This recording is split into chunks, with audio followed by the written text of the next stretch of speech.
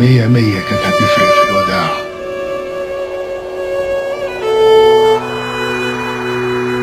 لو كنت عارف ان هي دي المرة الاخيرة، مية مية كانت هتفرق في الوداع. لو بس كنت عارف ان دي المرة الاخيرة، مية مية كانت هتفرق في الوداع. كنت يوميها اكيد هبيت عند جدي في شقته، نلعب ورق نسهر سوا، ومش هسيبه عشان ينام ليلتها من بعد الدوا، او يرد شيش عشان ظهره بيتعب من الهوا. وكنت هقوله يعني بذمتك اخر نفس ساقع اخدته في صحتك، بقى ما يساويش حبة وجع، بطل دلع. جد اللي مادة في ليلتها باللحاف، لو كان عرف ان الليلة دي وداع لأنفاس الهوى، ما كانش رد الشيش في اخر ليلة له، ما كانش خاف، ما كانش خاف.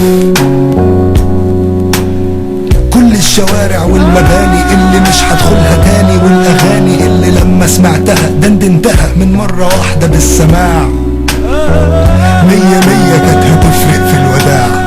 يا كل حاجة كسبتها او سبتها وملحقتش اشبع منها، اكمنها قالت هنروح مع بعض فين؟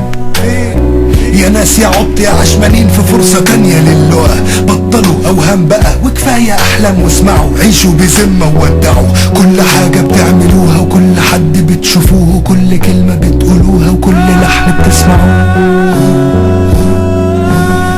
عيشوا المشاهد كل مشهد زي ما يكون الاخير، واشبعوا ساعة الوداع واحضنوا الحاجة بضمير.